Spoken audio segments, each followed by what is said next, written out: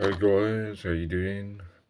Uncle Bob here once again with another video, and today we're going to be doing the DVD movie review of Furiosa, a Mad Max saga, uh, which is obviously a film or the latest installment to the Mad Max film franchise, which obviously now consists of 5 movies, and this one was released a few months back. I can't remember exactly, but it's been out literally about. I think it came out on the 12th of August. I think that was right. Yeah. So, and then I ordered it as soon as I got paid. So yeah, so not been out long. I did admit I was actually going. I was actually supposed to go and see it at the cinema, but just, yeah, like a lot of times, just don't get round to getting to go. I probably don't go as much to the cinema as much as I'd like to. I'd like to go. Well, I'd like to go every week if I could, but unfortunately, yeah, I literally go just like once every now and again. It's usually to see a film that I really, really, really want to see. And this one film was what I wanted to see at the cinema. But yeah, as I said, just like a lot of things, just didn't get round to doing it. And many times I just buy the DVD. When it comes out. And I mean, even if I go to the cinema, I buy the DVD anyway because you know me, I'm a film maniac. So especially action and horror. So I would have bought it regardless. And yeah, so it's been literally now this is pretty much well, it's obviously in the Mad Max film franchise, but it's the sort of sequel, I guess, or prequel to the Mad Max Fury Road, which was out about 2015, I believe it was 2015, and this is the sort of follow up, which was quite a way away. I think they said about the Mad Max film has been in development hell, where they say they're going to make them and then they're just stuck in development hell for like years and years. Because I believe Fury, like when they made the first trilogy of the Mad Max films, it was like years and years. I think they already had the idea for Fury Road, and it just took years and years to develop, and then it finally got released. And then I think that this sequel's been, I think, in development hell as well. Because it's been probably 9 years since the last Fury Road. So yeah, just a lot of development hell, trouble, and yeah, just ages and ages since. I love the Mad Max franchise, so frustrating waiting so long when you want another Mad Max film and they just take years and years. But happy to finally get another instalment, and I just love the idea of it. And yeah, so this is now the cast stars the really or getting better, the Chris Hemsworth, who was obviously plays Thor in the Marvel franchise, pretty good in those, and I think he's getting very good as an actor. He's very, very good in this. I was very impressed, actually. I think this is the best he's ever acted, to be honest, in this. I think he's very, very good in this. Actually, I think he acts better than this than he does in Thor, to be honest. I think his acting is very, very good. Yeah, I was very impressed, actually. And it also stars Anya Taylor-Joy, who is Furiosa, like a young version. Because it's basically set about, I'm not sure if they said it's about set 15 years before Fury Road, because it's set before, it's like as she's growing up. Because in Fury Road she's older, played by obviously Charlize Theron, and this is her sort of like younger growing up. So it sets sort of years before the events of Fury Road, So they've sort of gone back. So anyway, yeah. So Anna Taylor-Joy, she is Fury Rosa, and then the guy that plays sort of one of the, well, he's the main villain in Fury Road, but he's also makes an appearance in this, but it's sort of like a side villain. He's not the Chris Hemsworth is the main villain, but he's sort of like he's in it, but sort of obviously setting it up for the Fury, when he's the main villain in Fury Road, so he's in it as well. A few other extra characters as well, and those guys are sort of like sort of painted all in white, henchmen or whatever they are. And there's a few cool characters. Obviously, there's a lot of characters you see that comes in Fury Road. You'll see them, a few of the guys there, and yeah. So let's do the overall review. So yeah, talk about the actors. So basically, the theme of it is obviously about Furiosa, the character. So it's it's about her rather than it being about, obviously, Mad Max is not involved in this. It's Mad Max Saga, but he's not involved. So it's based on obviously Furiosa, the character in Fury Road, and it's basically her, the story of her, how she came to, be the way she is, from a child, and then I think her mother gets killed, then she gets like uh, abducted or taken away, kidnapped by these villainous people, and then obviously she somehow escapes, and then obviously grows up, she's older, getting older, and then yeah, so basically the whole story is pretty much revolving her and her character, how she came to be in Fury Road, basically. So that's basically the setting. Yeah. So now I like the sort of, obviously it sticks to, obviously, what it would do, the sort of wasteland type theme to it, which I just always loved about Mad Max, sort of like the wasteland where it's just in, you know, uh, things like the, wasteland where food and water and oil, and petrol is hard to come by, and it's ended up like all just like pretty much wasteland where a lot of places have been destroyed, a lot of civilization have been wiped out, and there's a few survivors here and there, and yeah, they're literally fighting for what they can salvage, oil and food and water and whatever. So I've always liked the sort of wastelandy type, um, theme to it, and obviously sticks to that in this, which is obviously great. Yeah, so basically, yes, the story is all around her, and so I think at the beginning it's sort of, I think there's a few bits where there's stuff happening, and you want to be interested in it, but obviously not maybe as much because Mad Max, you know, is not in it. It's another character, but you sort of, I do like any sort of story where it's sort of going back and finding out a bit about a character and sort of how they came to be. I always find that quite interesting. If it's set 10 years before, and you sort of go back and find out the events of what happened and how it all came to be. I always find that quite interesting, to be honest, knowing about a character. No matter what it is, I always think, oh yeah, let's get the story of how this character came to be and all the things, and it's always quite cool. I find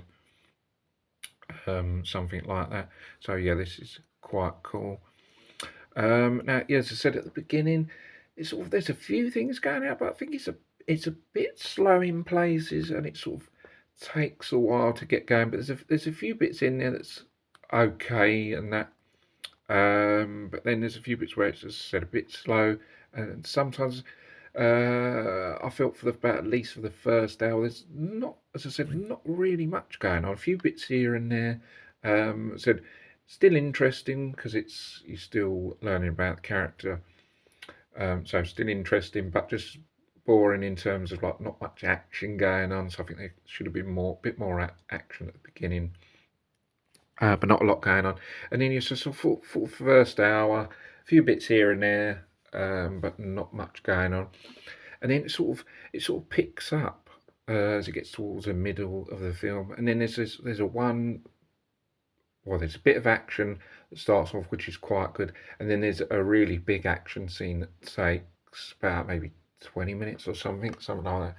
But that's really, really good. It's the typical Mad Max chase sort of scene where someone's driving a truck full of oil or something like that, and then obviously the villains are trying to attack the vehicle and try and run it off the road or whatever. Something, you know, it's something like that that you get in a lot of the Mad Max films. So yeah, it's quite a good scene, to be honest. It's I think it's quite good, and as I said, it sort of picks up the rest of the film, and then from then you sort of get more excited in it, and it sort of picks up from there, and then the pace doesn't stop after that. It sort of got through the sort of boring, not much going on at the beginning, and then sort of, as I said, the middle picks up where there's a big action scene, and then there's more action, and then it gets more exciting, enjoyable as it goes on, and then a few more things going on,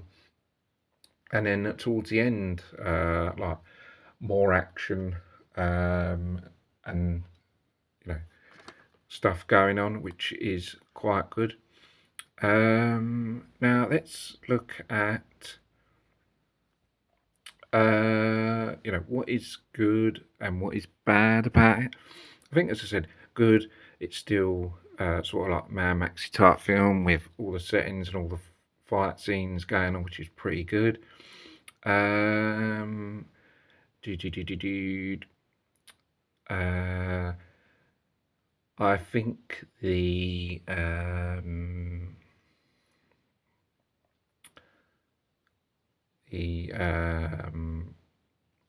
cast is pretty good, maybe, but maybe could have had a few more other people, but it's not bad, I guess. Chris Hemsworth, that.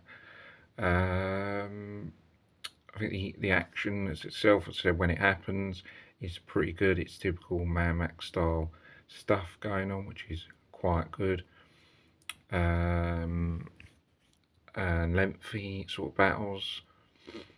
Now the negatives, I'd probably say, well, obviously it is based on the character Furiosa, but I think the negatives probably obviously not having not actually having Mad Max in it at all. Not even any sort of appearance or any sort of inkling that he is in. That's maybe a negative about it.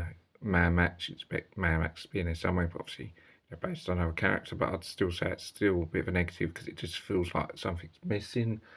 Um, Another thing I think it's slightly too long. It's like just over 2 hours. I think it's like 2 hours and 15 or 2 hours and 20 minutes, which I think is probably too long. I think you want to try and keep something like this maybe around the 2 hour mark.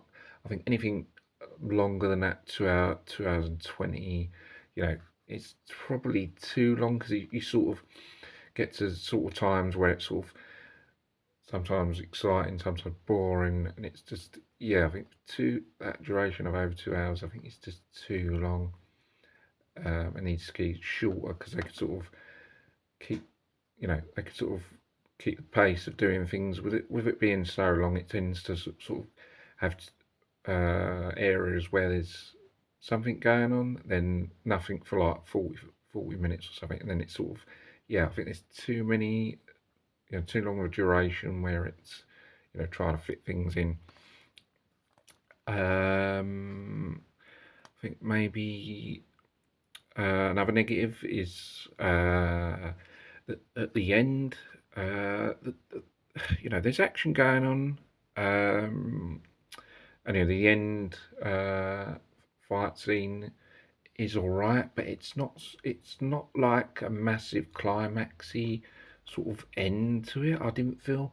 I actually felt that the middle sort of big scene where there's the action scene going, I thought that actually felt like it should have been at the end, or they should have had something like that at the end. That actually felt like that was supposed to be the ending, but I don't know, for some reason they had it at the middle of the film, which seemed to be a bit strange, and you felt, well, what they're going to do after that, you know, or you'd expecting another big scene like that's going to happen, but yeah, they decided to do it in the middle, and then the end sort of action scene wasn't as big, so yeah, it was a bit strange.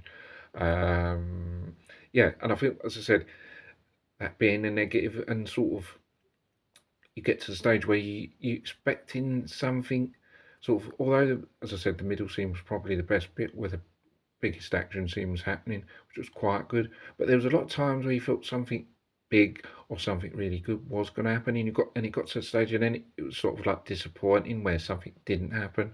And as I said, at the end, I thought there was going to be a massive sort of climaxy sort of thing, or you know, a lot more action going on than there should have been. And yeah, it just felt it was, as I said, it was all right, but yeah, it could have been much more epic at the end. I thought it sort of fell short. Um, but yeah, but I think probably Fury Road actually is better than this. But as I said, there is times where it is. I still think it's quite fun and enjoyable in places. And I said, the big action scene at the middle is really good, and then the other action scenes are all right. I think Fury Road is probably better. Um, I would actually give it 7 out of 10, to be honest. I think saying maybe all right, but not great at the first half of the film, but then the second half pretty good, but could have been a lot better. So I think 7 out of 10 is a fair score. So quite good and quite fun and enjoyable, but not epic and fantastic. Not nowhere near as good as Fury Road. I thought Fury Road was quite good, to be honest. So yeah, a little bit disappointing, but still pretty much good and fun. And I pretty much liked the second half of the film, other than the first. But overall, yeah, I think it's still pretty good. I know it didn't do very well at the cinema. I think it said there was a box office bomb, but I think that was too harsh. I think it was quite good, to be honest. I think I've seen worse films.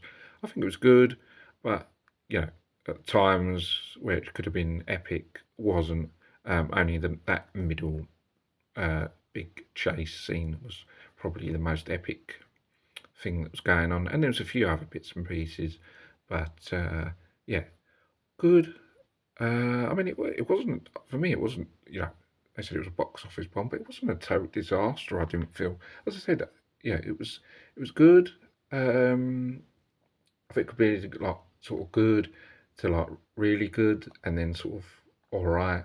But I didn't think it was. I didn't think it was totally terrible. As I said, yeah, could have been better, but all right, I felt. So guys, I think that's going to be my review on that. I hope you guys enjoy this video. Don't forget to subscribe to the channel for more vids, and I'll see you guys next video. Take care, bye for now, see you soon.